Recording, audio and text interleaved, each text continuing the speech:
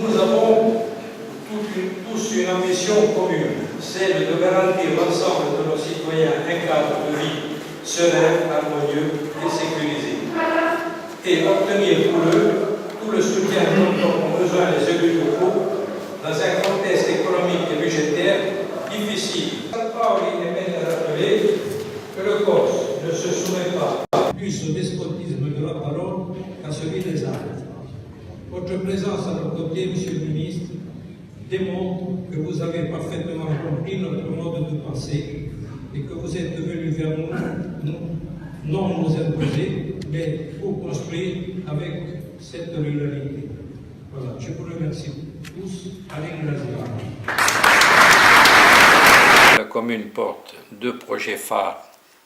C'est des projets que porte la commune, mais c'est pour une région, c'est pour un bassin de vie.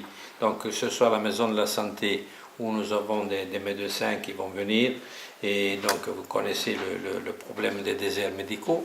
Après, là-dessus se greffe ou spazio qu'on appelle, donc c'est là où on aura la DSL avec la fibre optique, tout ça. On est là pour justement servir, voilà. Vous ne serez sans doute pas surpris, Monsieur le Ministre, qu'en tant que femme, ou en tant qu'élu aussi, je m'attarde sur cet exemple pour vous dire ces racines que nous partageons aujourd'hui et dont l'esprit se retrouve dans nos projets. Je souhaitais le faire aussi pour que vous puissiez nous aider à corriger ces propos injustes à l'égard de la Corse et des Corses qui voudraient laisser à croire que les fils de Paul seraient devenus violents ou racistes. Vous êtes au cœur d'un département rural avec Jean-Marie Becquer, nous le savons, et les élus aussi qui sont présents aujourd'hui. Si Pontellec-Morosaille constitue un carrefour stratégique, il faut aussi avoir à l'esprit que le canton de Gaulle-Morosaille, avec ses 55 communes, est l'un des plus ruraux des cantons corse. C'est ainsi que tous ensemble, nous puissions nous engager dans la ruralité. Quand le cœur et le travail se marient, ils donnent forcément naissance au bien. Quand Hugo et le travail se marient, un bon âge et arrive à ça. 2 journées intenses, avec des dossiers majeurs pour la Corse, complexes, mais je crois qu'ensemble, avec l'ensemble des élus de Corse, quelle que soit leur sensibilité, nous avons fait du bon travail. Nous avons d'abord signé le contrat de plan État-région. C'est une bonne chose pour la Corse, puisqu'au-delà des 158 millions initiaux, l'État a encore abondé de 5 millions et la CTC de 5 millions. Nous sommes au bout d'un long chemin de 6 mois et même un peu plus de concertation qui nous a amené à co-construire ces ordonnances et qui nous a amené aussi, il faut le dire, à aller les uns vers les autres, à mieux nous connaître, à mieux nous comprendre.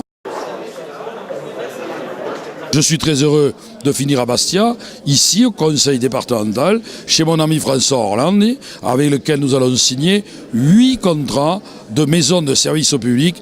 C'est le grand retour du service public dans les zones reculées, dans les zones de montagne, dans les zones rurales. Je suis fier d'être le ministre qui aura permis cette évolution tellement attendue et tellement réclamée depuis tellement longtemps par l'ensemble de nos concitoyens.